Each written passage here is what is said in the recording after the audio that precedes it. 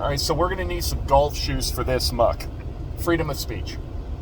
Now, there's a lot of misconceptions behind the idea of freedom of speech. And basically, what it all boils down to is your ability to say whatever you want without any legal ramifications for you, any reprisals of violence towards you. You should be able to say whatever you want. Now, words are not violent, even though the left loves saying that. Your words are violent and they're hurting me. You know, sticks and stones, mate. Words are not violence. So you should be able to say whatever you want. Now, this is one of the biggest problems with a lot of the teachers these days, especially the K through 12s. They believe that they can teach your kid whatever they want. And that's not the way freedom of speech works. You don't get to go into a classroom and tell a bunch of white kids that they're overprivileged and tell a bunch of black and brown children that they're underprivileged. You don't get that right. Furthermore, you don't get the right to talk about sexuality towards them, or who your sexual partner is, or what their sexual desires are. First and foremost, it's just creepy, and you shouldn't be doing shit like that to children in the first place. Like that news story that came out where the kids were supposed to talk about their sexual fantasies. Now, these are grade school children. Talk about their sexual fantasies and describe them as pizza toppings. Now, I think Matt Walsh from the Daily Wire said it the best. If it's something you wouldn't say to a kid in front of their parents at a park, then you probably shouldn't say it in a classroom.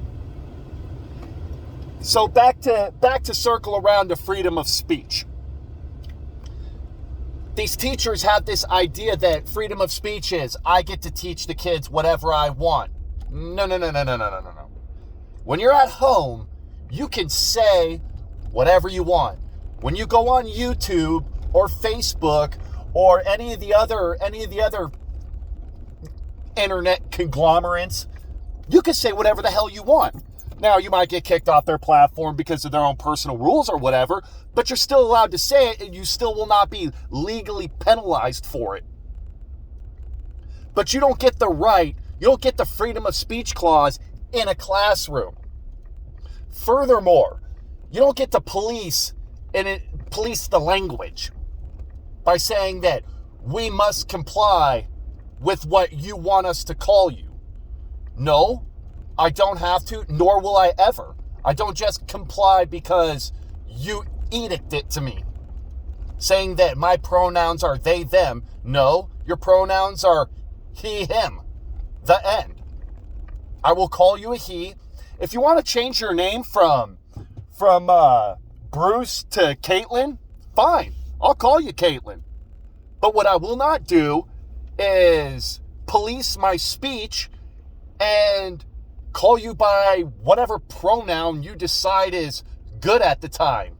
You know, transgender, unicorn, rhinoceros, autosexual. I'm not doing that.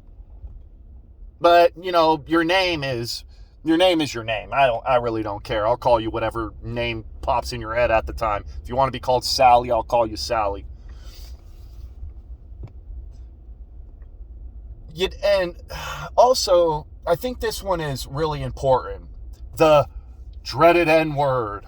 You know, the forbidden N-word. I personally don't say the word because I find it to be just a useless word that shouldn't be in anybody's vocabulary. I don't care what your skin color is. It is just such a disgustingly useless word. On top of it just being seriously a disgusting word. It's just useless. But to dictate an entire group of people or race of people, however you want to say it, that they're not allowed to say it, but everybody else can say it, to me, this doesn't make any sense. If the word is so threatening and so damaging to your fragile sensibilities, then why say it at all?